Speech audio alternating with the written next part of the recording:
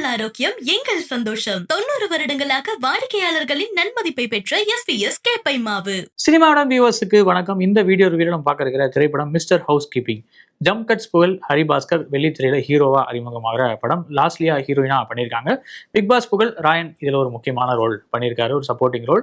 So இந்த படம் எப்படி இருந்துச்சு அண்ட் ட்ரெய்லர் பார்த்தப்போ கொஞ்சம் என்டர்டெய்னராகவும் இருக்கும், அதே சமயம் சில மாடர்ன் லவ் அந்த மாதிரியான விஷயங்களை கிரிட்டிசைஸ் பண்ணுற மாதிரியான ஒரு பார்வையும் இருக்கும் அப்படிங்கிறது தெரிய வந்தது. ஸோ படமாக எப்படி இருந்துச்சு, நம்மளை என்டர்டெயின் பண்ணிச்சா, இவங்க சொல்கிற மெசேஜ் என்ன, அது எந்த அளவு சரியாக சொல்லியிருக்காங்க, இதெல்லாம் இந்த ரிவ்யூவில் பார்க்கலாம். வாங்க ரிவ்யூக்குள்ளே போகலாம். படத்தோட ஒன்லைன் என்ன அப்படிங்கிறத பார்த்தலாம். 2019 ஆரம்பிக்கிற கதையில் ஹரிபாஸ்கரும் லாஸ்லியாவும் காலேஜில் ஒன்றா படிச்சுட்டு இருக்காங்க. லாஸ்லியாவை துரத்தி காதல் பண்ணுறாரு ஹரிபாஸ்கர். ஸ்டாக்கிங்கும் உண்டு அப்படிங்கிறதெல்லாம் நமக்கு வசனங்களாக சொல்லப்படுது. ஃபைனலாக லாஸ்லியாவுக்கு ப்ரப்போஸும் பண்ணுறாரு. எதிர்பார்த்த மாதிரியே லாஸ்லியா அந்த லவ்வை ரிஜெக்ட் பண்ணிடுறாங்க. ஹரிபாஸ்கர் அப்போ ஒரு சேலஞ்ச் விடுறாரு, இதே மாதிரி உன்னை விட ஒரு பெட்டரான பொண்ணா நான் வந்து லவ் பண்ணி காட்டுறேன் ஃபியூச்சர்ல, அதே மாதிரி ஒரு பெரிய லெவல்ல செட்டிலும் ஆகும் லைஃப்ல. சப்போஸ் இது நடக்கல அப்படின்னா உன்னோட வீட்டில் ஹவுஸ் கீப்பரா வாழ்நாள் ஃபுல்லா வந்து நான் வேலை செய்ய தயார் அப்படிங்கிற மாதிரி ஒரு சேலஞ்சை விட்டுறாரு. சில வருடங்கள் உருண்டோடுது. எதிர்பார்த்த மாதிரியே விதிவசத்தால் லாஸ்லியா வீட்டுக்கே ஹரிபாஸ்கர் ஹவுஸ் கீப்பராக வந்து வேலை செய்ய வேண்டிய ஒரு சூழ்நிலை அமையுது.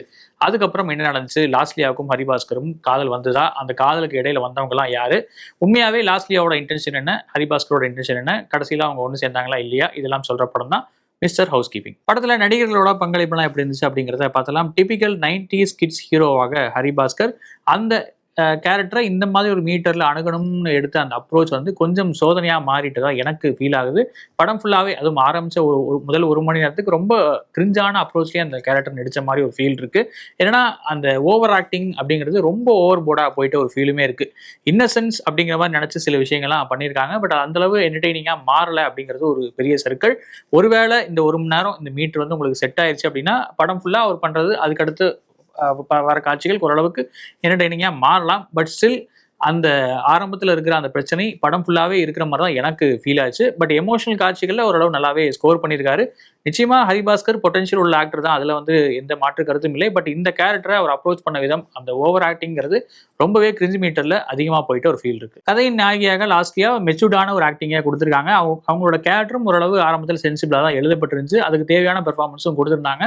பட் போக குறிப்பாக தேர்ட் ஆக்டில் வர எமோஷனல் ஆங்கிள், அந்த எமோஷனலில் தேவைப்படுற எக்ஸ்பிரஷன்ஸ் இதெல்லாம் கொடுக்கறதுக்கு கொஞ்சம் ஸ்ட்ரகிள் பண்ணியிருக்காங்க. இன்னுமே அந்த இடத்துல கொஞ்சம் பெட்டரான அவுட்புட் இருந்திருக்கலாம். ஓவராலாக பார்க்குறப்போ அந்த கேரக்டர் செகண்ட் ஹாஃப்க்கு அப்புறம் கொஞ்சம் தடம் மாறி போயிட்டு ஒரு ஃபீலுமே இருக்குது. ஃபர்ஸ்ட் ஹாஃப்ல இருந்த மெச்சூரிட்டி கொஞ்சம் மிஸ் ஆன ஒரு ஃபீலுமே இருக்குது. பிக் பாஸ் ராயன் ஆரம்பத்தில் ஸ்ட்ராங்கான ஒரு சப்போர்ட்டிங் கேரக்டராக தான் தெரிஞ்சார். பட் போக டிபிக்கல் அமெரிக்க மாப்பிள்ளை கேரக்டர் இல்லை ட்ரையாங்கல் லவ் ஸ்டோரியில் ஒரு தேர்ட் வீலாக இருக்கிற கேரக்டர் மாதிரியான ஒரு அப்ரோச்சில் அந்த கேரக்டரை தள்ளிடுறாங்க. பட் தேவையான பெர்ஃபார்மன்ஸை கொடுத்துருக்காரு. பட் அவரோட ஓவர் ஆக்டிங் ஒரு சில இடங்களில் உறுத்தலாகவே இருந்துச்சு. பட் இந்த யூனிவர்ஸில் எல்லாருமே அந்த மாதிரி ஓவர் ஆக்டிங்கோட மீட்டர் தான் அலையிறாங்க அப்படிங்கிறதுனால அந்த பெர்ஃபார்மன்ஸையும் நம்ம மன்னிச்சிடலாம். அண்ட் இந்த மாதிரி எல்லாருமே மிகை நடிப்பு மோடில் தெரிஞ்சிட்டு இருக்கிறப்போ ஷாரா மட்டும் சர்ப்ரைசிங்காக கொஞ்சம் சட்டிலான ஒரு ஆக்டிங்கில் நம்மளை இம்ப்ரெஸ் பண்ணுறாரு. சேம் இளவரசும் அதே மாதிரி ஒரு மீட்டரில் நம்மளை இம்ப்ரெஸ் பண்ணுறாரு. சப்போர்ட்டிங் ஆக்டர்ஸ் எல்லாருமே ஒரு நிறைவான பங்களிப்பை கொடுத்துருக்காங்க அப்படிங்கிறது ஒரு ஆறுதலான விஷயம். படத்தோட பாசிட்டிவ்ஸ் என்ன அப்படிங்கிறத பார்த்தலாம். டைரக்டர் அருண் ரவிச்சந்திரன் இந்த ஜென்சி தலைமுறைக்கு ஒரு 90s கிட்ஸோட லவ் ஸ்டோரியை சொல்ல ட்ரை பண்ணியிருக்காரு. சொல்ல வந்த விதம், அந்த டோட்டல் ஸ்டோரியை கன்சீவ் பண்ண விதம், இதுல எல்லாம் பிரச்சனை இருந்தாலும் ஒரு எங்கேஜிங்கான வாட்சா படம் ஃபுல்லாகவே இருந்தது அப்படிங்கிறது ஒரு பாசிட்டிவான விஷயம். டியூரேஷன் 2.5 மணி நேரம் இருக்குது. கிட்டத்தட்ட ஃபர்ஸ்ட் ஹாஃப் வந்து கொஞ்சம் லென்த்தியாக இருக்கிற ஃபீல் இருந்தாலும் அது எல்லாமே ஓரளவு எங்கேஜிங்காக தான் போகுது. இன்ஃபேக்ட் எண்டிங் வரைக்குமே நம்ம எங்கேஜிங், நம்ம அட்டென்ஷனை ஓரளவு ஹோல்ட் பண்ணியிருக்காங்க. அது ஒரு பெரிய பாசிட்டிவான விஷயமா நான் பார்க்குறேன். இந்த எங்கேஜிங்கான வாட்சுக்கு ஸ்ட்ராங் பில்லர்ஸ் ஆஃப் சப்போர்ட்டாக இருந்திருக்கு குலோத்துங்கவர்மனோட கேமராவும் ராமசுப்புவோட எடிட் பேட்டர்னும். இந்த படத்தோட எடிட் பேட்டர்னே ஓரளவு எங்கேஜிங்கான வாட்சை 90% கொண்டு வந்துருது அப்படின்னு கூட சொல்லலாம். And art direction, costume department, இது எல்லாத்துலேயுமே நல்லது ஒரு உழைப்பு தெரியுது.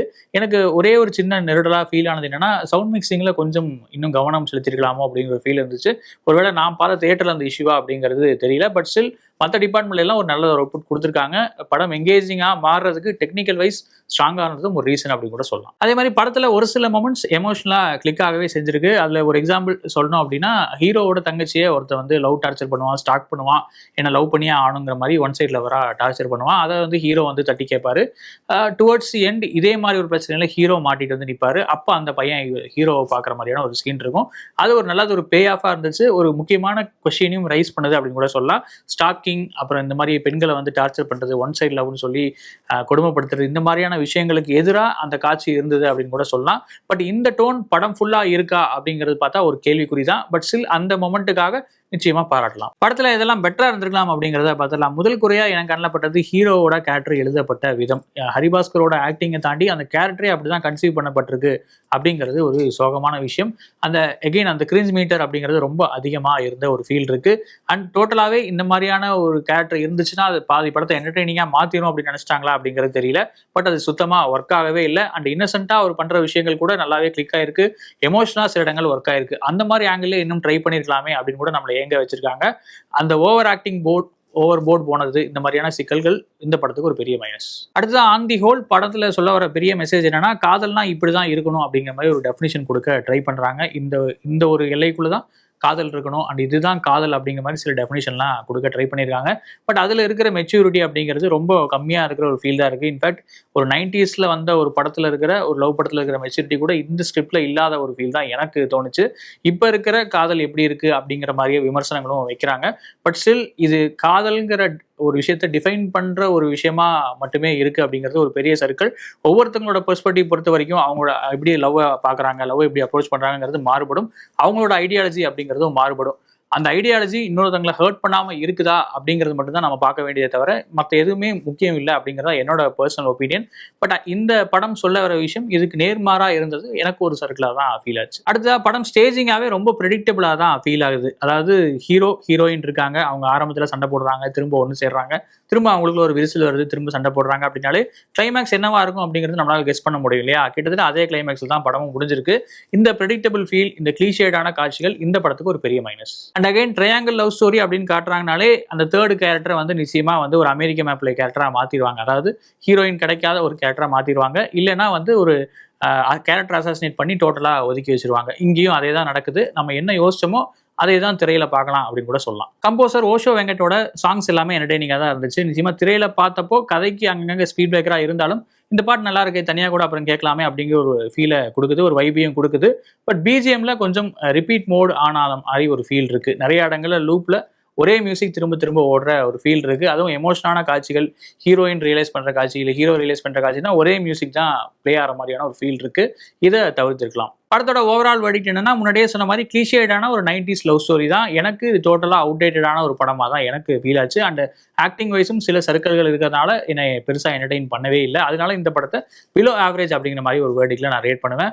ஒருவேளை இந்த படத்தை நீங்க பார்த்துருந்தீங்க அப்படின்னா உங்களோட வியூ என்ன அப்படிங்கிறத கமெண்ட்ல சொல்லுங்க. வேற ரிவ்யூல உங்களை மீட் பண்றேன். நன்றி, வணக்கம். உங்கள் ஆரோக்கியம் எங்கள் சந்தோஷம். 90 வருடங்கள் 5 தலைமுறைகள் என்றும் வாடிக்கையாளர்களின் நம்பிக்கையை பெற்ற SPS கேப்பை மாவு.